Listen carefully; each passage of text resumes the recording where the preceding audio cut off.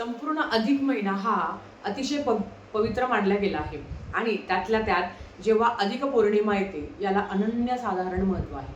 दर 3 वर्षातून अधिक पौर्णिमा येत असते आणि अधिक पौर्णिमेचं अवचित्त साधून भगवान विष्णू आणि माता लक्ष्मीची एकत्रित पूजा कशी करावी, कालच्या व्हिडिओमध्ये आपण कुलदेवीची कुठली पूजा करावी, कुळाचार करावा, देवीची ओटी, त्याच्याचबरोबर पूर्णाच्या आरत्या या सगळ्या संदर्भात माहिती बघितली आहे. आज आपण बघणार आहोत अधिक पौर्णिमेच्या दिवशी भगवान विष्णू आणि माता लक्ष्मीची सेवा कशी करावी किंवा काही उपाय आहेत जे आपल्याला करायचे आहेत. तर चला व्हिडिओला सुरुवात करूया. नमस्कार सर्वांना, श्री स्वामी समर्थ. तुम्हा सर्वांचं आपल्या चॅनलमध्ये खूप खूप मनापासून स्वागत. आता पौर्णिमा कधी सुरू होते तर उद्या म्हणजेच 30 तारखेला सकाळी 11:58 पौर्णिमा सुरू होते. म्हणजेच काय 12च्या आसपास पौर्णिमा सुरू होते. दुसऱ्या दिवशी म्हणजेच 31 तारखेला रविवारी दुपारी 2:15 पौर्णिमा संपते. हिंदू धर्मामध्ये उदय तिथी धरली जाते. जी तिथी सूर्याने पाहिली आहे ती तिथी धरली जाते. म्हणजेच काय पौर्णिमेचा उपवास हा 31 तारखेला करायचा आहे. सत्यनारायण मात्र 30 तारखेला करायचा आहे. पण आता अधिक महिना असल्यामुळे तुम्ही अगदी 31 तारखेला सत्यनारायण केलं तरी चालेल, कारण अधिक महिन्यात आपण कधीही सत्यनारायण करू शकतो, कारण अधिक महिना भगवान विष्णूंना समर्पित आहे. आता ज्यांना 30 तारखेला काही करणं शक्य झालं नाही त्यांनी 31 तारखेला दिवसभर करावं. आता काय होतं ना, आपल्याला कुळदेवीची पण पूजा करायची असते, भगवान विष्णू माता लक्ष्मीची पण एकत्रित पूजा करायची असते. तर तुम्ही अगदी ह्या ज्या काही सेवा सांगते आहे, काही उपाय सांगते आहे, तर ह्या तुम्ही 30 तारखेला दुपारी 12 नंतर केल्या तरी चालेल, नाहीतर 31 तारखेला तुम्ही दिवसभर कधीही करू शकता. आपल्या घरात भगवान विष्णूंची मूर्ती असेल, बाळकृष्णाची मूर्ती असेल तर मूर्तीवर अभिषेक करावा. माता लक्ष्मीच्या मूर्तीवर आवर्जून अभिषेक करावा. ज्या पद्धतीने आपल्याला कुळदेवीच्या टाकावर आपण अभिषेक करणार आहोत, कुंकुमार्चन करणार आहोत, त्याच पद्धतीने माता लक्ष्मीची मूर्ती जर तुमच्याकडे असेल तर नक्कीच मूर्तीवर तुम्हाला अभिषेक करायचा आहे. ओम श्री महालक्ष्मी नमः या मंत्राचा जप करून 108 वेळा तुम्ही अभिषेक करू शकता. नाहीतर श्री सुक्तम तुम्हाला पठण करणं शक्य असेल तर तुम्ही श्री सुक्तमचं सुद्धा पठण करू शकता. सकाळी लवकर उठून शुचिर्भूत होऊन घरातील आवरून सूर्याला जल अर्पण करून उंबऱ्याला हळदीचं लेपन करून देवघर स्वच्छ करून तुम्हाला सेवेला सुरुवात करायची आहे. आता काही जणांना आता मी माझ्यावरनं सांगते, मी शनिवारी कुळदेवीची सेवा करणार आहे. रवी आणि शनिवारी बऱ्यापैकी मी यांची पण सेवा करणार आहे भगवान विष्णू माता लक्ष्मीची, कारण रविवारी गावाला जायचं आहे. म्हणून तुम्हाला सांगते की मग आम्ही असं करणार आहे. तुमचं जर सगळं असेल चांगलं तर तुम्ही मग काही सेवा तुम्ही शनिवारी करा, काही तुम्ही रविवारी करा. आता माता लक्ष्मीची काय सेवा करायची तर आधी मी तुम्हाला भगवान विष्णूंची सेवा सांगते.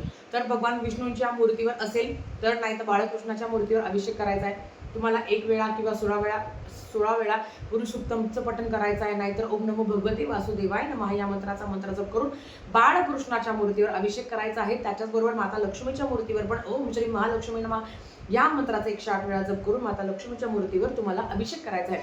अभिषेक करून झाल्यावर मग तुम्ही कुंकवाने सुद्धा अभिषेक करू शकता. अभिषेक करून झाल्यावर मूर्ती तांबळातून काढायची, ती स्वच्छ साफ करायची. माता लक्ष्मीला तुम्ही गजरा अर्पण करू शकता, लाल फूल अर्पण करू शकता, हळद कुंकू अक्षता धूप दीप ओवाळू शकता. हे सगळं करून झाल्यावर भगवान विष्णूंच्या सेवेमध्ये येते विष्णू सहस्त्रनाम.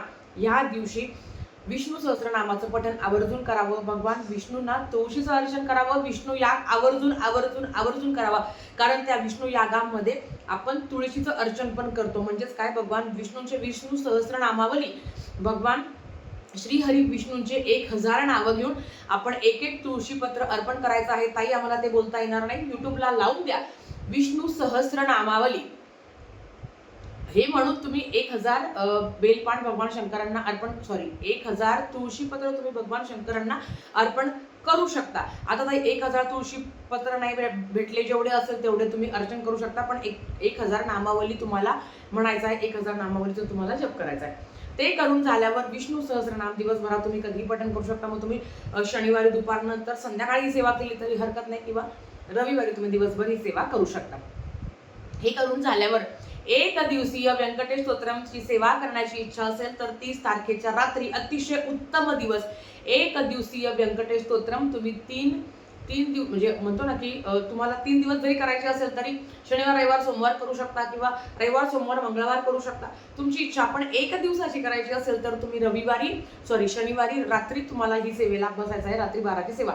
ज्यांना रात्रीची सेवा करणं शक्य होत नाही त्यांनी दिवसभर 21 वेळा तरी विष्णू सहस्त्रनामाचं पठण करायचं आहे. अधिक महिन्यातील ह्या पौर्णिमेला अनन्यसाधारण महत्व आहे. अर्थात अधिकम अधिक असते आणि त्याच्यामध्ये जेव्हा पौर्णिमा येते तेव्हा दुग्ध शर्करा योग निर्माण होतो. म्हणून जेवढी जास्त सेवा करता येईल तेवढी जास्त सेवा करण्याचा प्रयत्न करा. तुळशीला संध्याकाळी तुळशीजवळ आपल्याला तुपाचा दिवा लावायचा आहे. ओम नमो भगवते वासुदेवाय नमः या मंत्राचा मंत्र जप करायचा आहे. माता लक्ष्मीला कुंकुमार्चन करणं शक्य असेल तर हरकत नाही, किंवा कुलदेवीच्या टाकावर जर तुम्ही करणार असाल तर माता लक्ष्मीच्या मूर्तीवर फक्त ओम श्री महालक्ष्मी नमः नमो नमः, ओम श्री महालक्ष्मी नमः नमो नमः या मंत्राचा मंत्र जप करून तुम्ही माता लक्ष्मीच्या मूर्तीवर पण कुंकुमार्चन करू शकता, जर तुम्हाला वेळ असेल तर. नाहीतर संध्याकाळी देवासमोर बसायचं. तुम्ही खरंच सांगते, शक्य असेल तर ह्या दोन्ही दिवसामध्ये तुम्ही रविवारी करा सेवा किंवा शनिवारी करा. 16 वेळा श्री सुक्तमचं पठण करायचं आहे. 16 वेळा व्यंकटेश स्तोत्रमचं पठण करायचं आहे. आता तुम्ही म्हणाल ताई, जर आम्ही 21 वेळा व्यंकटेश स्तोत्र म्हणत आहे मग 16 वेळा म्हणायची गरज आहे का? जर तुम्हाला ही सेवा वैयक्तिक करायची असेल, आता समजा मला एका रात्रीची व्यंकटेश स्तोत्रमची सेवा करायची आहे, मग मी दिवसा व्यंकटेश स्तोत्रमचं पठण नाही करणार, पण मला माहिती आहे की दिवसभर मला सेवा करणं शक्य होत नाही, मग मी काय करेल, 16 वेळा श्री सुक्तम, 16 वेळा व्यंकटेश स्तोत्रम, 24 वेळा विष्णू गायत्री मंत्र, 24 वेळा लक्ष्मी गायत्री मंत्र, 24 वेळा कुबेर मंत्र, 24 वेळा नवारणव मंत्र आणि 1 माळ श्री स्वामी समर्थ मंत्राशी म्हणायचे आहे. आता 16 वेळा श्री सुक्तम ज्यांचं पाठ आहे मी तुम्हाला सांगते 16 वेळा पठण करण्याचा प्रयत्न करा, पण अगदी ज्यांना नाहीच शक्य होत त्यांनी कमीत कमी एकदा तरी पठण करावं. मग तुम्ही 1 वेळा म्हणा, 5 वेळा म्हणा, 7 वेळा म्हणा, 9 वेळा म्हणा, तुमची इच्छा, पण 16 वेळा म्हटलं तर सोन्याहून पिवळं. म्हणजे मंत्र जप सांगितलाय ते 24 वेळा पठण करा. नित्यसेवेच्या पुस्तकात हे सगळे मंत्र दिलेले आहे. ओम नारायणाय विद्महे वासुदेवाय धीमहि तन्नो विष्णू प्रचोदयात, ओम महालक्ष्मीच्या विद्महे विष्णू पत्नीच्या धीमहि तन्नो लक्ष्मी प्रचोदयात. कुबेर मंत्र, ओम वैश्रवणाय स्वाहा, ओम श्रीम ओम ह्रीम श्रीम ह्रीम क्लीम श्रीम श्री वित्तेश्वराय नमः. नवारणव मंत्र, ओम ऐं ह्रीं क्लीं चामुंडाय विचे आणि श्री स्वामी समर्थ 1 माळ. ह्या मंत्राची तुम्हाला करायच्या एकाच बैठकीत ही सेवा करण्याचा प्रयत्न करा. देवासमोर शुद्ध गायच्या तुपाचा दिवा लावायचा आहे आणि नंतर ही सेवा करायची आहे. पौर्णिमेच्या दिवशी माता लक्ष्मीला खिरेचा नैवेद्य अर्पण करायला विसरू नका. जर तुम्ही मखाण्याची खीर केली तर सोन्याहून पिवळं. मखाणा माता लक्ष्मीला अतिशय प्रिय आहे. मी मखाण्याची तुम्ही सुद्धा खीर करू शकता. आपण अक्षय तृतीयेला पोटली करत असतो ना, ती पोटली काढून तुम्ही त्याच्यावर सेवा करू शकता तुमची इच्छा असेल तर. ह्या महिन्यात किंवा ह्या दिवशी पुढेही सेवा होणार नाहीये, आधी पण सेवा झाली नाही, तर हा दिवस मात्र चुकवायचा नाही आहे. जेवढी जास्त सेवा करण्याचा प्रयत्न तुम्हाला करायचा आहे. त्याच्याबरोबर महालक्ष्मी अष्टकम 3 स्तोत्रम इतके खूप प्रभावी असतात. त्याच्यामध्ये एक तर श्री सुक्तम, महालक्ष्मी अष्टकम आणि कनकधारा स्तोत्रम, या 3ही स्तोत्रांचं पठण करा. श्रवण करणं खूप सोपं आहे, काम करता करता करत असतो. जर तुम्हाला कनकधारा स्तोत्रम पठण करायला अडचण होत असेल तर देवासमोर बसा. तुम्ही युट्यूबला लावून देऊ शकता. शांत अंतःकरणाने शांत मनाने ते तुम्ही श्रवण करू शकता. रोज ऐकल्याने बऱ्यापैकी ते पाठ होऊन जातं.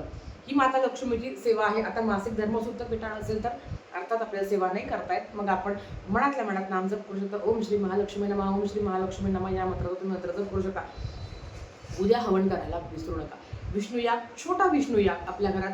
आपण जेव्हा विष्णू यागाची गुरुजींकडनं मांडणी सेवा करून घेतो ना, 5 चौरंग असतात, नवग्रहाची पूजा होते, भगवान विष्णू माता लक्ष्मीच्या मूर्तीवर छानपैकी अभिषेक केला जातो. मग तो दह्याने केला जातो, तुपाने म्हणजे पंचामृताने, तुपाने, साखरीने तुळशीचं अर्चन केलं जातं. एवढं सगळं तुमची इच्छा असेल ना तर तुम्ही पुरुष सुक्तम म्हणून, जर भगवान विष्णूंची मूर्ती तुमच्याकडे असेल ना तर पुरुष सुक्तमचं पठण करून तुम्ही या सगळ्या सेवा करू शकता. संस्कृतमध्ये म्हटलं तर अतिउत्तम, नाही तर प्राकृतमध्ये म्हणा, पाण्याने, दुधाने, पंचामृताने किंवा दह्याने, साखरेने, तुपाने, मधाने भगवान विष्णूंच्या मूर्तीवर अभिषेक करून या सगळ्या सेवा तुम्ही करू शकता. मला एक सांगायचं आहे, एखादं वाक्य चुकलं, एखादं काय चुकलं तर देव शिक्षा देत नाही. आपण त्यांचे लेकरं आहोत. देव हा फक्त भक्तीचा भुकेला आहे. देवाला तुमच्याकडनं काय पाहिजे आहे, तुम्ही कशाने पंचामृत, दूध, दही, ताक काय असेल त्याने अभिषेक करता, हे देवाला प्रिय नाही. देवाला तुम्ही प्रिय आहे. तुम्ही वेळात वेळ काढून संसारिक अडचणी, जबाबदाऱ्या, त्रास, संकट, दुःख सगळं विसरून आपण परमेश्वराची सेवा करतो. आणि परमेश्वराची सेवा करत असताना आपलं मन शांत राहतं. खूप अडचणी असताना आपण परमेश्वराकडे काय मागू हा प्रश्न पडत असेल तर नक्की समजा की तुमच्यावर खरंच परमेश्वराची कृपा आहे. कारण जे काही दिलं आहे त्याच्यासाठी नेहमीच कृतज्ञता व्यक्त करावा. आता हा दिवस दानाचा असल्यामुळे जर तुम्ही सवाष्णी भोजन घालणार असेल किंवा गरजूंना तुम्ही दान करणार असेल, अन्नदान आहे, जलदान आहे, एखाद्याला वस्त्रदान आहे, तेवढं केलं तरी चालेल, हरकत नाही. एखाद्या पवित्र ठिकाणी जाऊन तुम्ही स्नान सुद्धा करू शकता. थोडक्यात काय, अधिकम अधिक असते.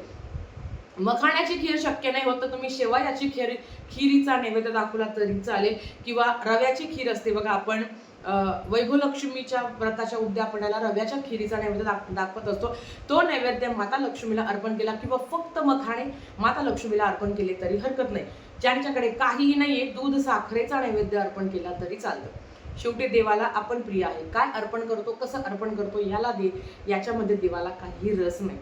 तर आजच्यासाठी फक्त इतकं झालेली सेवा माता लक्ष्मी भगवान विष्णू महाराजांच्या चरणी मी रुजू करते आणि आजचा व्हिडिओ इथेच थांबवते. आवडला असेल तर लाईक शेअर सबस्क्राईब करा. भेटूया परत अशाच एका नवीन व्हिडिओसोबत. तोपर्यंत श्री स्वामी समर्थ.